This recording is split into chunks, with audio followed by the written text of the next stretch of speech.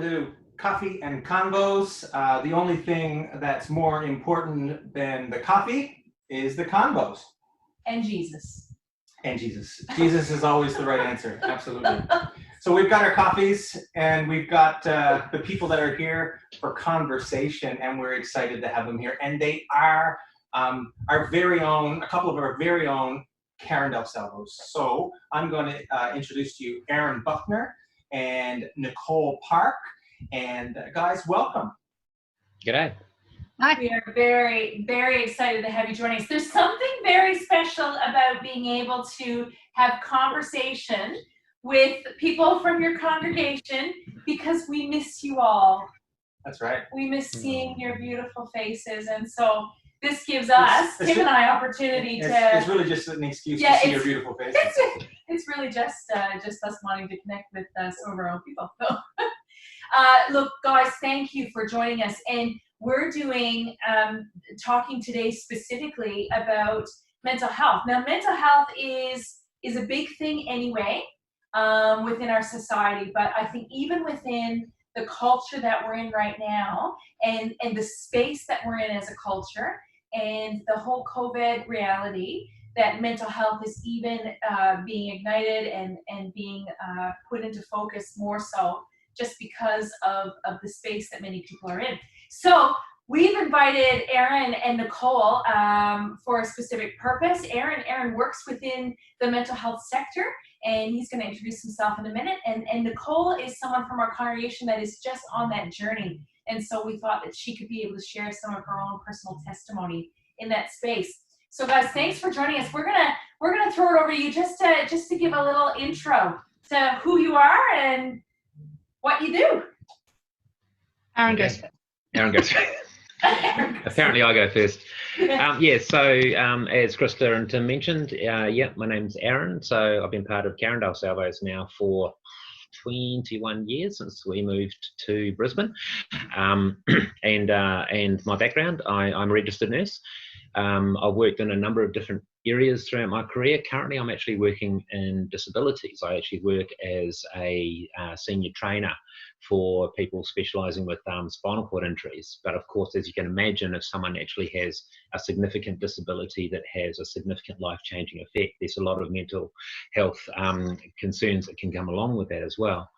And part of my role, I also train what's known as mental health first aid.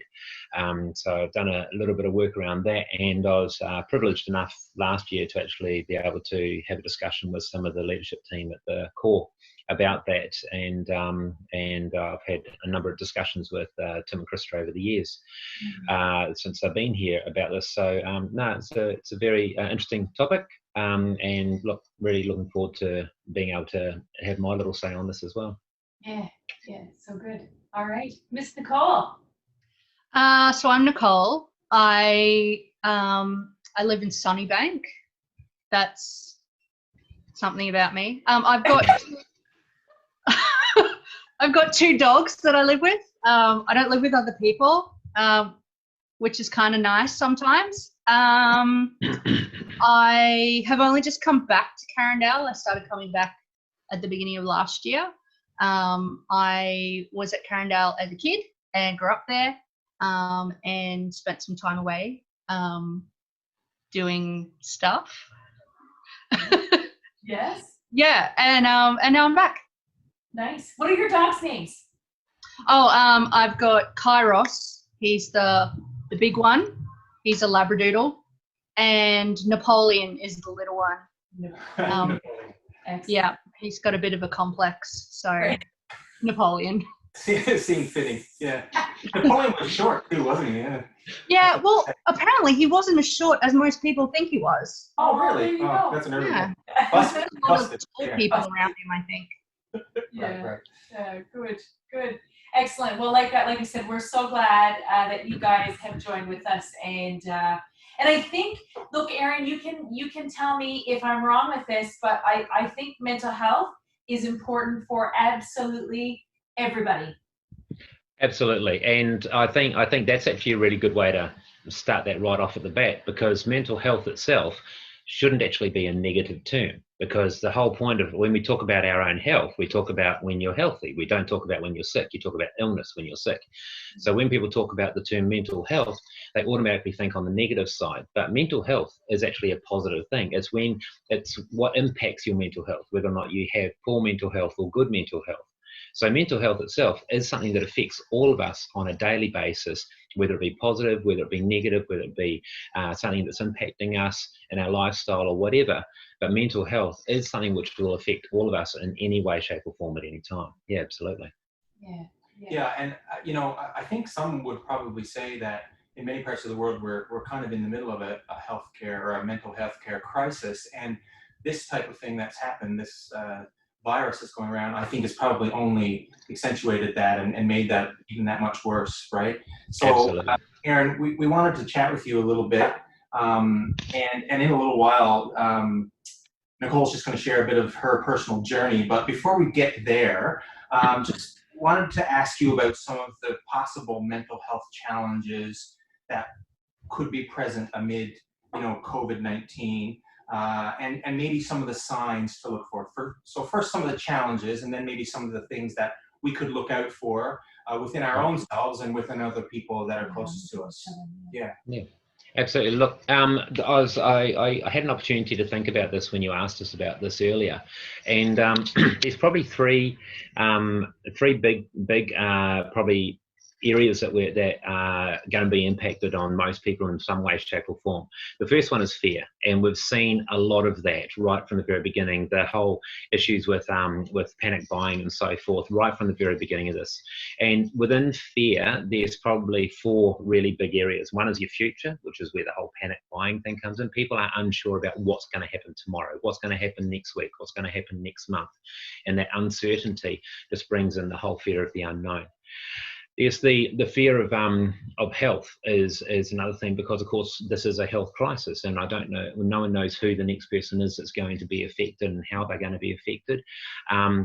It was interesting, the other night, Kirsten and I were looking at some pictures that someone had posted up on Facebook, a couple of funnies about people using different ways of makeshift personal protective equipment. What are they using? What are they putting on their heads? What are they putting on their hands? And how are they dressing up and so forth?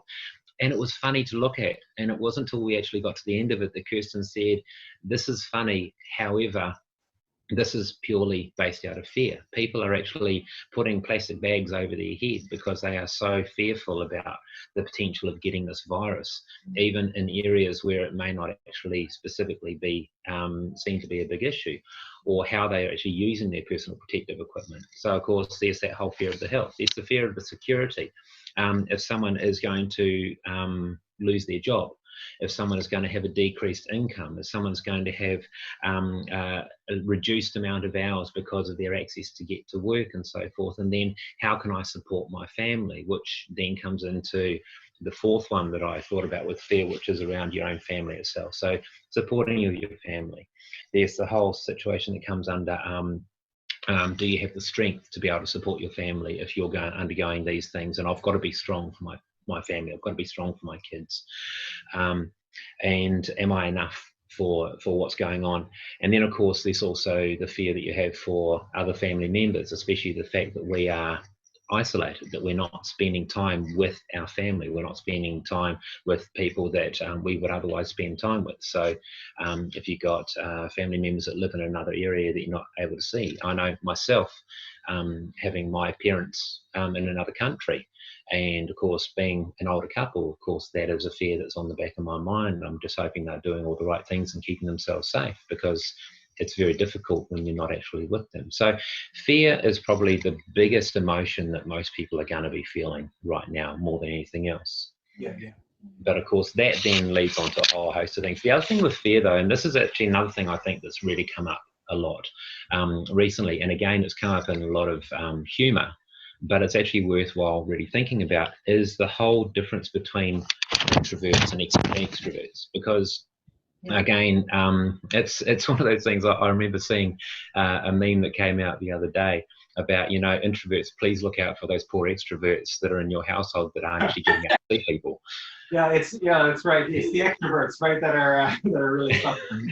Exactly, and there's two sides of that as well, because okay, if you look at the definition of the difference between an introvert and an extrovert, is it's not exactly how the person exhibits their behaviour, it's how they recharge. So an introvert is a person who recharges by having that alone time to kind of just regather their thoughts, regather their situation, and spend some time reading or whatever, just to focus on themselves. An extrovert is a person who actually recharges by being surrounded by people. So they don't even have to interact so much. It's just that companionship that they actually have with them is that extroversion that comes along with that. And so, of course, in this situation, you've got extroverts that are used to being out and around people all the time and wanting to be around people and having to recharge by being around people who can't. But the trouble is they're now at home with the introverts who are used to being at home by themselves, who have now got people around them who can't actually have their alone time. So it's Nicole, I see you smiling there. Which are you, Nicole? Are you in the introverted category? I'm an introvert. Yeah. Yes. Yeah. Yes. So do you resonate with, like, are you finding that a little bit of a challenge, even though you're introverted, and this kind of, I'm not going to say lends itself to it, but I would think, and I know this is probably a generalization, that introverts might find things a little bit easier than extroverts, but perhaps that's not the truth. I think everybody is struggling with this, but how are you approaching it as an introvert? Well, I think I'm continuing to do the things that I normally do, and that's making sure that I'm still connecting with people. So, you know, which is what we should all do. So I call a family member once a day. You know, I'll spend 3 hours or whatever sitting talking to my sister. I'll take the dogs on walks and have my sister in my ear, and we'll have a walk together, which is nice. But yeah, I intentionally spend time connecting with people, even though I'm an introvert, because it's important. And while I don't recharge being around people, I value, sorry, there's a noisy car outside. I value quality time, and that requires other people. So. Yeah, right. I think the introvert side of things is not that you don't want to be with people and you don't want to connect. It's exactly as you're saying, but it's on your terms. It's on the fact that you know when, and you can be very intentional as to how you actually connect with people when you do that. In my household, there are 2 introverts and 2 extroverts. And myself and Eli are very much the extroverts, and Eli is always wanting to be with people. Kirsten and Connor are definitely the introverts, and Kirsten needing time by herself is finding it very, very difficult, having 2 boys and me now at home, because I'm actually at home for a couple of weeks as well. And it's making it a little bit more difficult for her to have that alone time, because yes, we can try and give her alone time, but it's not on her terms. It's on terms when things actually can be, you know, juggled, that she can have time and we can do other things and so forth, but it's not quite on her terms. So she's finding that difficult, because she's used to being able to say, okay, it's me, it's my time, I can do what I need. And again, from my point of view, being an extrovert, yes, it's very difficult. I do have my family, and I love being with my family, but I love being with lots of people. And when I'm not with different people in different situations, and I know Tim, the Saturday morning bike rides are a really good example of just a bunch of guys getting together and just enjoying each other's company. And that's a recharge. And Kirsten always says, for me, when I come home from one of those bike rides, I'm a different person. And that's the thing. So of course, you know, the difficulty on both camps there is rather interesting. And it's a very different dynamic that I don't think we as a family really kind of appreciated too much until we're in it. Yeah, that's right. That's right. So you've got a few extra points there, because fear was the first one that you talked about, right? Yeah, absolutely. So the fear was the first one. So the second point is actually probably saying that people don't really think about, and I've seen a lot of articles coming through on this, is grief. At the end of the day, grief is a process that we all deal with in a lot of different ways. And it's actually come out recently that people are starting to realise that what we're going through is actually a stage of grief. This is a grieving process that I don't think any of us really kind of considered in that way. There's grief is how we deal with loss, and Kubler-Ross talks about the 5 stages of grief, and I'll talk about them in a second. But within those 5 stages, it's about loss in general. It's not loss of life. It's not loss of, a person's, because I've moved away necessarily. I talk at my work with people with disabilities. It's about loss of what you had beforehand when you've got an acquired disability. We talk about loss of role, and this is a big one that's actually going to come up in this conversation as well. But it's all about loss, and where we are right now is loss. We've lost our freedom. We've lost our ability to make easy decisions about what we do. We've lost our ability to go out. We've lost our ability in some cases to go to work and feel that we've got control over how we're actually going to work. Within the stages, there's denial, there's anger, there's bargaining, there's despair, and there's acceptance. Now, the other thing to be aware of is that when that first was brought out in the 70s, when they first brought that out, they were initially very linear, and they basically said, okay, you do this, then you do that, and so forth. Even Kubler-Ross herself has actually come out and said, no, they're not linear. They happen all over the place. People spend lots of different lengths of time at each stage. They can go backwards and forwards through each stage. They can even approach each stage differently than what they had previously. In this situation, we're seeing denial, basically, where it was probably one of the very earliest ones, and we're still seeing people, it's not that bad, it's just the flu, don't worry about it, it's not going to be a problem. Right. The trouble is, we are seeing that it is a problem, and we need to be doing something about it. And I think if you approach it with the sense that it's not, that's the thing. But then people are very quickly moving through those stages. You got anger, where you've got to blame someone. And who are we going to blame in this situation? Well, maybe the government didn't work fast enough. Maybe they didn't do this, and so forth. And you're seeing those responses coming out. The bargaining.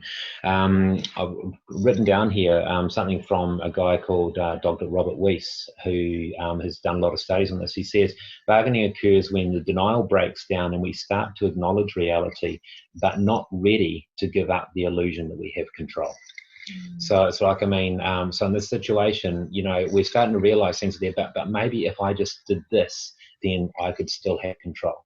Yeah. Maybe if I just made sure that people actually wash their hands when they come around, that I'll be fine. Maybe I know what people look like when they look sick, so I just won't hang around with sick people and I'll be right, and all those kind of things. But probably the key point here, which is where we're really going to get stuck, is the next stage, which is despair. And despair is probably the stage where we're going to see the biggest impacts through mental illness and through mental health issues that people have, is around the reality that depression can really set in. So depression is one part of this. Basically, there's this whole reality is set in, but it's all hopeless. I can't do anything about this. Everything's bad. I can't work. I'm never going to be able to work again. I'm not going to be able to make ends meet. And this is where people really will start finding it's really quite hard to get out the other side of it. The next stage, of course, is acceptance, which is great when we get there. But as I said, it's not an easy process to get there, and it's something where you can't do that alone either. You need to have help to get to these places. You need to have support. You need to have those connections, as Nicole was saying, to be able to get through those spaces and get onto that whole understanding of where it's actually going to go next. Within that, there is this extra stage that they've kind of actually talk about now, which is role loss. And role loss, I think, is actually probably more of an impact than people realise, because it's not just your role as in your work. It's your role as in your role within the family. And if you are the major breadwinner and suddenly you're not, that's a change. If you are a person who has normally got control of the household because you're at home all the time and suddenly someone else is in the house all the time, it's going to change. Your role loss could also be your role within community. It could also be, where do you stand in the community? What do you do? What are your impacts? What are your involvements in the community? Your role, even in our situation, your role within the church. People have identity because of who they are and what they do. I was really, I remember hearing Jared saying at one point that it's not about what he does or who he is, but whose he is. And I like that. I really like that. I remember commenting to Kirsten at the time saying, I like that because he's a guy that has a lot of role in the core, and it's important. And this can be a big impact on someone such as him, but on any of us in the core when those things are taken away. You don't have the same kind of responsibility. You don't have the same kind of role. You don't have the same kind of, I've got to go to a certain place for practices and stuff. I've got to be there. I've got to get this ready. I've got to lead this. Your leadership roles are impacted. So that role loss is also part of that whole grieving process because it's a change. It's a change from your original, what it needs to actually be. Yeah. And I think that is really where it comes down to. The depression is really a big part that's going to come into that. Sorry, Krista? No, I was just going to say that I think that is a really good way of thinking through. And part of what I think is also important is recognizing, like Tim had mentioned, recognizing within ourselves when we're not in a good space. Like what are those signs? As I live with this guy and as he lives with me, how can we keep tabs on what are the signs of somebody that is just not doing well, mentally well, in the new space that we're in the grieving process? Absolutely. Look, the thing is, there's a lot of things that we can actually look out for, definitely. I think a lot of this is us initially being aware that we need to look out for it. And it's one thing to notice things, but unless you're actually aware of the fact that you need to be looking for it, you might not notice them to be what they actually are. People talk about someone who has a depressed mood that doesn't go away as being depressed. And that is one sign of depression, but it's not the only sign. It's not actually one of the key signs. Well, okay, it's one of the key signs, but it's not the only one that you need to focus on. Another one of the key signs when they look at actually diagnosing depression is a loss of interest or pleasure in something that you actually normally take interest or pleasure in. So people that may not appear depressed or may not feel that they are depressed and may not even have that depressed personality, the fact that they used to spend 10 hours a day doing a certain hobby, probably 10 hours all this time out doing something they absolutely love, and suddenly they've just lost all interest, they can't do it, they can't find time for it, that's actually a big warning sign, because this is something which for a long time has actually been very important to them. Why is it suddenly not so important? It's not because it's dwindled away and they've replaced it with something else. It's just not there. You've also got the lack of energy and the tiredness that people have. And of course, if people don't have something to aim for, if people don't have some motivation, they can get very tired, very introspective, and just actually not really think about those things, and just, the energy will go down. Feeling of worthlessness, feeling of guilt, even especially actually around things that they have no reason to feel guilty about. They've got no control over. Someone's lost their job because the job's not there. It's not their fault they've lost their job, but the guilt that goes along with that is a big part of it. Yeah. Thinking about death, thinking about dying, which in this reality right now is actually a big part of what a lot of us are actually considering. We're all looking at this. What is the potential, not only for me, but for my family, for my loved ones, and those things. And this, finding that it's difficult making decisions, difficult concentrating on things. And then you've got the what we call positive and negative symptoms, where it's either decreased activity is a negative, increased activity is a positive. So what I mean by that is people that basically don't do anything, they've actually got very flat, or people that are pretty much, they're hyped up and are always on the go and they're running around more than they ever would have otherwise previously. And the same with things like appetite. Have they lost their appetite, or have they gained their appetite? All of those things, however, are signs if it's change. Now, what I mean by that is I quite often talk about change from baseline. And what is your baseline? What is normal for you? I know for me, my family have always found it very, very weird, in that I've never needed a lot of sleep. So I will average probably between 5 and 6 hours sleep a night, but that's just me. And I've always done that. So me sleeping for 5.5 hours a night doesn't show that there's anything wrong with my mental health. Whereas if Kirsten started sleeping on average 5 hours a night, I'd be very worried, because she doesn't do that. She needs a lot more sleep. So change from baseline is what's your norm and what's changed. So the ones closest to us are normally the first people to notice when there's change. So we need to be intentionally aware, to be to be communicating, to be connecting with those that are close to us, to basically check in with them on a regular basis and say, how are you going, what's going on, because those are the things we've got to look out for. Yeah, absolutely. I think, Aaron, you've maybe slid a little bit naturally into some of the coping strategies. So can we just discuss that? Talk with us a little bit about that. What are some of the strategies that we can put in place for our own selves? But then, how can we help others with coping strategies through this time? Yeah, absolutely. Well, okay, so for a start for ourselves, and I know this is something I brought up, and I know you mentioned this earlier, and I brought this up previously. A colleague of mine who's a social worker actually included in our training that we give at our work, something which we call basically your 3 ways for your own self-worth, basically.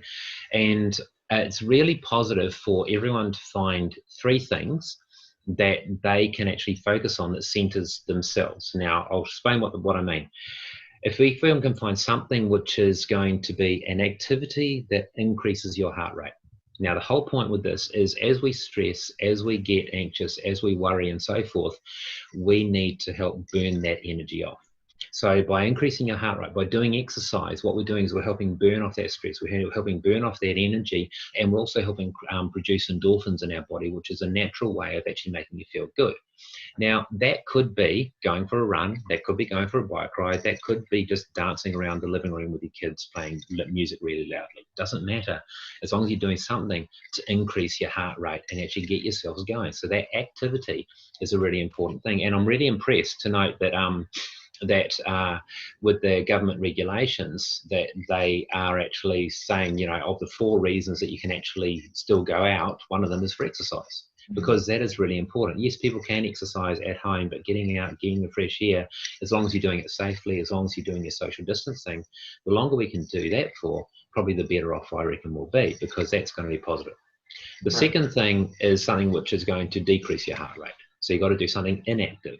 Now, this is basically, again, because we actually get really stressed, because we do have a lot on our mind and our mind starts racing, we need to consciously bring it down. We need to slow ourselves down. So finding something that is going to relax you is a really positive way of doing this. This could be something like mindfulness, which is basically just being aware of your surroundings and the reality of your surroundings. You can listen to the sounds. You can take in the senses that are around you. It can also be praying, like prayer and meditating on the Bible and on the Word is a really, really good way of actually bringing your whole psyche down and relaxing and calming yourself. Absolutely.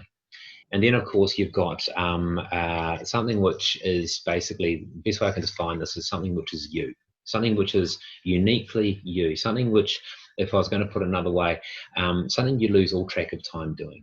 So for some people, this could be gardening. For some people, this could be music. This could be doing cross-stitch or whatever it is. But the idea of this is it's actually going to make you feel accomplished. It's going to make you feel that you've learned something. It's going to make you feel happy. It's going to make you feel like you're developing. And those kind of things are really good for your own psyche. So the reason why we talk about 3 things is because basically, if you focused on one and that was taken away, what else have you got? Yeah, okay, so I remember we talked last year and I said, okay, if your whole thing was running, going for runs and so forth like that, and suddenly you broke your ankle, you're not going to be able to run very easily. So what else have you got? So by having 3 things, you've got something to increase your heart rate and actually get you to burn off that stuff, something to decrease, which is actually going to help you bring to a sense of calmness, and something which is uniquely you, which actually centers you on yourself, actually gets you in a good space where you can actually utilize that. So from a personal point of view, I think if people can basically look at what it is about me that I can focus on that's actually going to help me be me, is really important, because if you get sucked into being caught up in what's happening in the world and what's happening in the media, you're going to lose sight of yourself, and you need to really focus on yourself to keep your own mental health at this point. Yeah. You also mentioned about what we can do for each other. So that's one thing we can do for ourselves. What we can do for each other, number one, is encourage people to talk about their emotions. Don't push. but encouraging someone to talk about how you're going. You know, we talk a lot about the Are You OK Day that comes around as one day a year. It shouldn't be one day a year. It should be every day of the year. Every day. Absolutely. Are you okay? Should just be the way we start off a conversation. You know, making sure we're checking in with people, but only have that conversation if you actually can have that conversation. So what that means is if I want to actually check in with someone, I need to make sure I've got the time to check in with them. Yes. So make sure I can actually talk to them. I can ask about their emotions. How are you feeling right now? You know, what's going through your mind? What are your concerns? You know, what have you thought about? I know that Krista, you actually put out something on Facebook, and you've got this list, and there's 4 things on the list that we can be doing each week after the service. And the 4th one on the list says, who can I check in with this week? And I think that's a really key thing, to make sure that we each have someone. I know Kirsten's, I was seeing her texting earlier today, and I said, oh, who are you texting? And she was telling me, and she said, oh, I've got my list. And she pointed up on the fridge, and she's got a list of people that she's checking in with on a regular basis. And that's really good, because we've got to make sure that we're doing that. And then also acknowledge, remember I said at the beginning, this is all about grief. Acknowledge that it is grief, and that grief is real, okay? But the thing is, it's also normal, and we're allowed to let ourselves grieve. All those symptoms that we said of grief earlier, they are real. And I think if people try to play it down, if people don't let themselves grieve, because this is a grieving process, then people are going to get stuck in the cycle of not actually getting out of it. That acceptance, that potentially, you know, what they call the final stage of grief, which again, it can move around, but that acceptance won't happen unless we actually let ourselves get there. So by letting people know that this is normal, you're allowed to be upset, you're allowed to not be happy about things, you're allowed to be concerned, you're allowed to be angry and feel angry, you're allowed to feel that things are not quite right with the world right now. But bear in mind, we're here for you. We're here. We're going to listen to you. We're going to stay with you. The more that you can connect, as Nicole was saying, having that very committed connection on a regular basis with people is what's going to help everyone get through this. It's not something we can do in isolation. We have to be doing this with other people. Yeah, so good, so good. Thanks, Aaron. That's some great thinking points, and I think that many of us can kind of take that in and use that in our everyday now as we connect with our family and those who are around us. Now, Nicole, you've been on just a very unique journey over the last little bit specifically, but what's interesting is that this new space that we're in now has created the opportunity where you can also connect well with things and people and stuff happening even within our church setting. And so I'm very intrigued with that. As you can hear, look, the kids are starting to get rangy. Can you hear that? Is that a word? Is that a word that you guys use? Have you used that word before? Or is that a word? Rangy. Rangy. Rangy. I think it's a Newfoundland word. I think. I thought you said ratty. Like it's rowdy, like you know. Oh, okay, yeah. So now that we're working from home and stuff, I'm leaving trying to get chalk for somebody, and now we've got a ball bouncing in our back. So that's okay. It's that way. You know, we're doing what we're supposed to be doing, and we're staying home, and we're right. That's right. So Nicole, tell us a little bit about your own personal journey and your mental health wellness during this time. It's a very long story. I guess just a bit of background. So my mental health stuff is very closely tied to my other medical conditions that I have. So when I was 14, I was diagnosed with epilepsy. And then when I was 15, I had a bit of a mental breakdown. And that was the first time I'd experienced depression quite deeply. But something that I also experience daily is anxiety. And I've been anxious for as long as I can remember. And so I have a generalized anxiety disorder diagnosis. In the past couple of years, just having been told by my my doctors that my epilepsy is not controlled properly, and I can't drive anymore for a indeterminate amount of time. Just finding myself isolated, I guess, feeling isolated. If I want to go anywhere, I have to take public transport, which makes me anxious. So it's kind of this interesting loop that I find myself in. But yeah, so I've been living this social anxiety stuff, social isolation stuff for over a year. Yeah. And so I've got a year up on you guys. Experienced. Forgetting. You've got it all figured out. Right? I've got it all figured out now. But as you were saying, Krista, that what's happening with connections over video and social media and everything like that has actually made me more connected than what it was before this whole coronavirus stuff.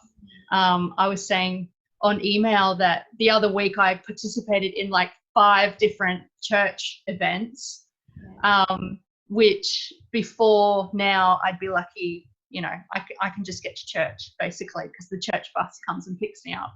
Yeah, right. But now I can participate in all of these extra things during the week because this is the format that we do it in, which is great. So but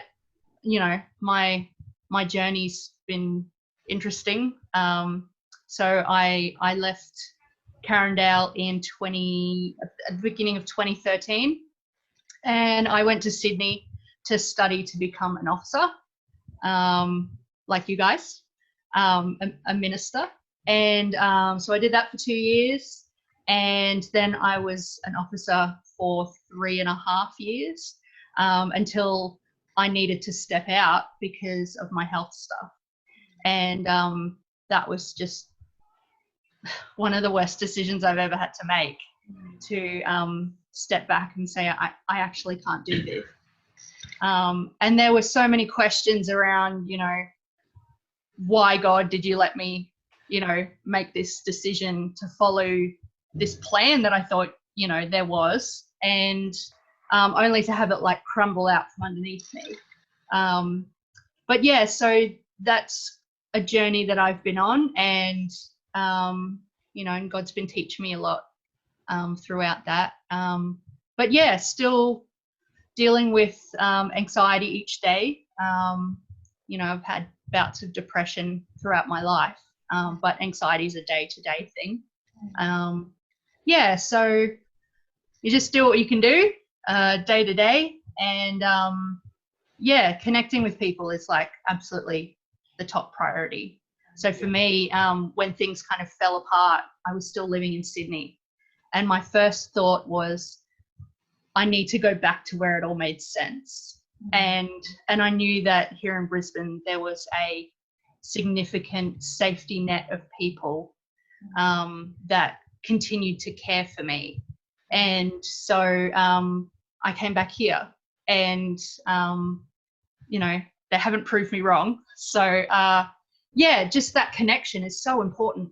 Having lived in different places in New South Wales during my officership, it was really isolating.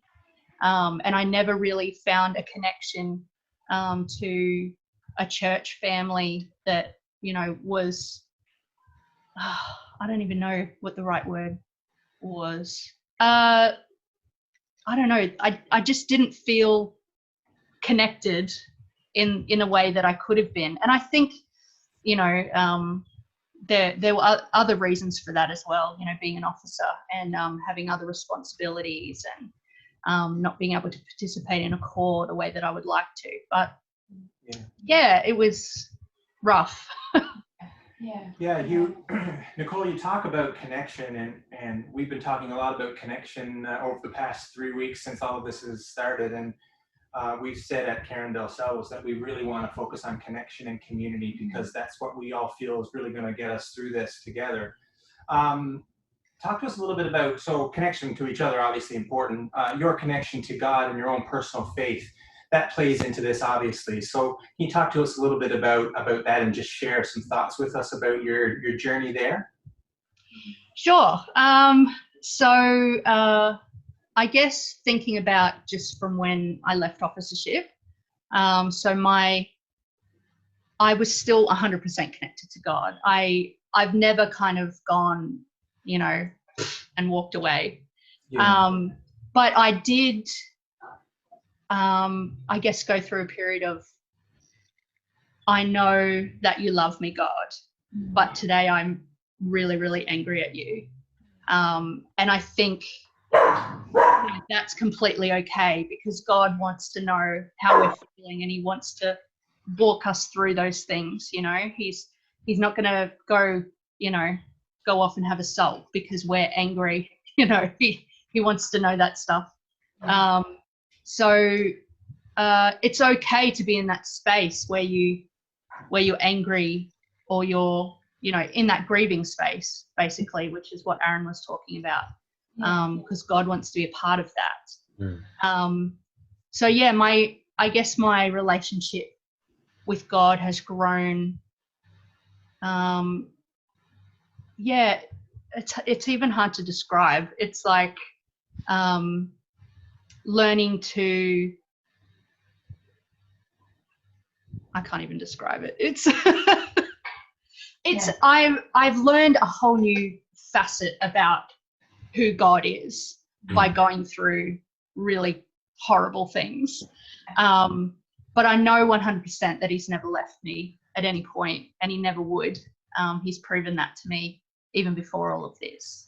And I think that's actually like a really important message, right? Because all of us go through challenging things, and sometimes we in the church don't quite recognize the fact that our mental health is in tandem with our faith in God, and you can't neglect one and think the other, like you can't separate them, because our faith in God and our mental health and wellness, but it can't be separated. And I think sometimes it's hard for people to recognize, or the thing that gets said, and this is taboo, but the thing that gets said is, well, where's your faith in God if you're right, if you're anxious about things and so on and so forth.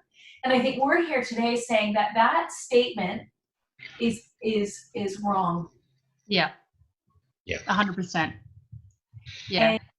And that's just massive. People who have faith in God can also have those significant struggles of anxiety and anxiousness, and working that through and wrestling that through with God. And that's just, I just wanted to pause for a minute just to recognize that that's a really important. Just because you're a Christian doesn't mean that you don't deal with those things. It's a very, very real thing. It's an illness. It's not just a feeling. It's something which actually deeply impacts people. And the numbers that we talked about last year show, something in the vicinity of around about I think 40 to 50% of pastors in the US actually have enough symptoms that would diagnose them with a mental illness. And it's just because that that they're pastors and so forth, but doesn't mean that they shouldn't be living this way. It doesn't mean they shouldn't be having these thoughts, these feelings. The reality is mental illness and faith aren't separated. But at the end of the day, the way you interact with God and the way you interact with your own mental illness must be in tune with each other, because the only way you're going to get through some of this is with the other. And I mean, we know that God is there. I know, Krista, you put up something yesterday about God didn't take away the Red Sea; He made a way through it. And I mean, it's still a problem, but God's going to be there with you through it. And this is the reality. We all face this, and everyone in every situation. And I think if people start thinking themselves, yeah, but I've got faith, why am I feeling this way? And this is what people do. It's not so much other people that make people feel that way. It's themselves. It's people go, yeah, but I've got faith. Why am I feeling this way? I shouldn't be feeling this way. God, Bible says, don't be anxious. So obviously I shouldn't be anxious. That's not the case. It's actually, it's a totally different concept that they're talking about. Don't worry about where the next thing's going to come from, because God's got it under control. Doesn't mean that I can't actually have anxiety. Doesn't mean that I can't actually have an uncontrolled feeling about the way my world is interacting. And acknowledging that and working with that and having faith that God is the person that's going to help me get through that is a big part of this. Absolutely. And I think it's important to, when you say it's an illness, it is, and it's the same as, you know, if someone has a heart condition, we don't say to them, you know, why don't you have enough faith? And, you know, and for me, I'm on medication, and I thank God that he helps me through medication, because he's given these doctors and these chemists, you know, the tools to make something that's going to help me get through days. So limit how God works, you know, with us. You know, we think it's going to be a voice from above or whatever, but oftentimes he's helping us through the person standing next to us, or the doctor, or the pharmacist, or the skills, or I mean, it's we limit the way he works in the world, and we need to accept the fact that he's already at work in the world. And he's helping in all ways, through all people, through all means. God is working. So when I sing "God, You Are My Healer," you know, I 100% believe it, because through medications for my epilepsy and things like that, each day I'm able to do more than I would normally be able to do if I didn't have that. So I love that. Yeah, well, look, one of the things that we had said to you, Nicole, was, you know, maybe is there a devotional thought that you can help us in with? I don't know if that was it. Was that it? No, I've got a little bit extra. That's really good. She's got something in her back pocket. That's really good. Hang on, let me check. Yeah, here it is. There it is. So I've been thinking about, you know, we're in the Easter season, and looking at Matthew, and looking at how Jesus felt before his crucifixion. And we can learn from the ways that he, I guess, fought this battle within himself against depression and anxiety in the Garden of Gethsemane. And so I just want to say, I'm not suggesting that Jesus was clinically depressed or anything like that, but the way that he responded to his feelings in that moment can be a good model for us to use when we find ourselves in those kind of dark places. So I just wanted to read a couple of verses. So from Matthew 26, 36 to 39, we read, "Then Jesus went with his disciples to a place called Gethsemane, and he said to them, 'Sit here while I go over there and pray.' He took Peter and the two sons of Zebedee along with him, and he began to be sorrowful and troubled. Then he said to them, 'My soul is overwhelmed with sorrow to the point of death. Stay here and keep watch with me.' Going a little further, he fell with his face to the ground and prayed, 'My Father, if it is possible, may this cup be taken from me. Yet not as I will, but as you will.'" So when I look at these verses, I can see how Jesus responded. So he did two things. He turned to others, and he turned to his heavenly Father. So when he turned to others, he picked some close friends to be with him, and he asked them for help. So he turned to Peter and James and John, and he asked them to walk with him. So he didn't do it alone, and neither should we. Next, he opened his soul to them. He said, "My soul is very sorrowful, even to death." And in the Message paraphrase, it says, he plunged into agonizing sorrow. And he said that this sorrow is crushing my life out. So he was fully real with them. He trusted them, and he was honest with them. And he didn't hold back. And he also asked for their prayers and partnership in the battle. So he requested prayer for them, and that they would be there for him when he needed them. So the second thing that he did was he turned to his heavenly Father, and he poured out his heart to him in prayer. So at no time was Jesus alone throughout all of that. His Father was there with him the entire time. And the Bible gives us dozens of examples of people who shared their anxiety, depression, darkness, and frustration with God. There were, at least half a dozen prophets who were depressed or angry or, and we can read about it in the Psalms. Like David pours his heart out and he's like, why don't you just kill me, God? Like that's really full on, and that's recorded in God's word for us. God isn't angered by honest words. He wants our relationship with him to be authentic, and he wants us to come to him in our stress and despair. So he also rested his soul in the sovereign wisdom of God. He said, "My Father, if there's any way, get me out of this. But please, it's not what I want. What do you want?" So there's much in that can be said about, why God allows suffering. But my point is that Jesus surrendered to his Father in that moment. He gave what he was going through to God. And he also prayed that God would take his suffering away. And we can do that too.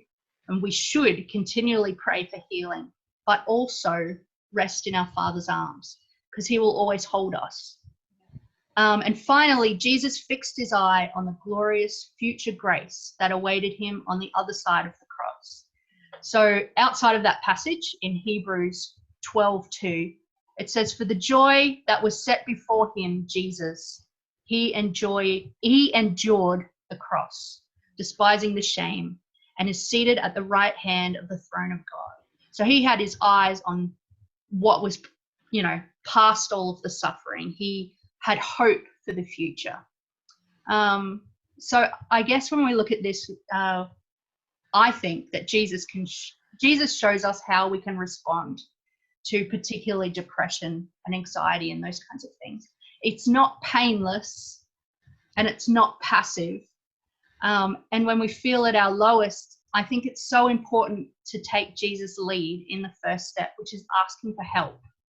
Finding trusted spiritual friends, opening your soul to them, ask them to walk the journey with you, pray with you and for you. And in those hardest moments, it's often the time when it's difficult to make good decisions and take appropriate action. I know often I can feel paralyzed in, being able to make choices and being able to move forward. But friends can help all of us with this. Friends and family. And also, as an aside, please talk to health professionals too. Recognize where, and if someone comes to you, recognize where your limitations are and refer. And then, just as Jesus did, come before God and pour out your soul to the Father. Rest in his sovereign wisdom and begin to fix your eyes on his promises to you and for you, because there is always hope. Yeah, so that's kind of my thoughts. That's a really, really good word. Yeah. I think maybe it's probably important for us to acknowledge that if anybody is watching this and something is resonating here in this space, or you just know that that you're going through a deep struggle, that you really need people to reach out and help walk alongside you, that we would love for you to private message through Facebook if you're watching through Facebook Live. We have people that are ready and willing to well, we can't come and visit like we would normally. Certainly people who would pick up the phone and call, but this has been really, really, really good. And I think that even Tim and I in our leadership are even more attuned in the last couple of years into the fact that God made us whole beings, and that includes our body, our mind, and our spirit, and how important it is for our spirit and our body and our mind to be aligned, and how the fact that, even when we have deep meaningful relationship with God, how important it is to recognize that our mental health and wellness is caught up in the middle of that. And that, I just think it is so important for us to recognize and see Jesus as that example of how to walk through those challenging times and his response. That's so great. So look, if you're watching this and something has resonated with you and you really want to talk about it more, you can comment below, or if it's something very confidential, you can private message us, and we'd be happy to make that connection with you. Absolutely. Nicole, thank you for sharing your testimony. We've done a lot of talking, just you and I, on a lot of these things, but it's great to be able to hear what God is doing and how you continue to grow through the challenges. We all grow through the challenges, and our faith grows through the challenges. And God bless you. That's been really, really good to hear. And Aaron, your expertise, some really, really good points in there for all of us just to take in and to talk about with our families and with the people that we're stuck with. Mm-hmm. Absolutely. And I'm sure if you had any specific questions, maybe for Nicole or for Aaron, you could put them in the comments, and I'm sure that they wouldn't mind, just kind of doing that and responding to you. Yeah. Look, we probably should come to the end of our time, yes, but we should remind you, those out there that are tuning in, if you haven't liked us on Facebook, click the like button. Also YouTube, subscribe at Carindale Salvos, and click the bell icon, and you'll get notified when we put up live content, or also any other content that we do post. So yeah, just a reminder to do that, and you can stay connected with us. Excellent. All right. Well, we're gonna pray together if we can. It would be really good if we can, and then we will sign off. So let's pray. God, we just want to thank you for today. We want to thank you for these amazing people that have shared their experience and their story with us today. We would ask, God, that you would just bless us. We thank you for making us whole people. As in, you have loved us so much, and you have made us in such a way that our mind, our body, and spirit is just a part of your master plan. So we would ask that whoever is listening today, that you would just bless them, and that they would reach out if they need specific support, Lord, that you would just bring people along their way to help walk through the challenging time that we're experiencing together. Lord, just bless us until we have a chance to actually physically meet again. This we pray in your name. Amen. Amen. All right. Thanks, guys. We appreciate you. Thanks for sharing with us. Thank you. And we will see you again. See you. Bye-bye. Bye.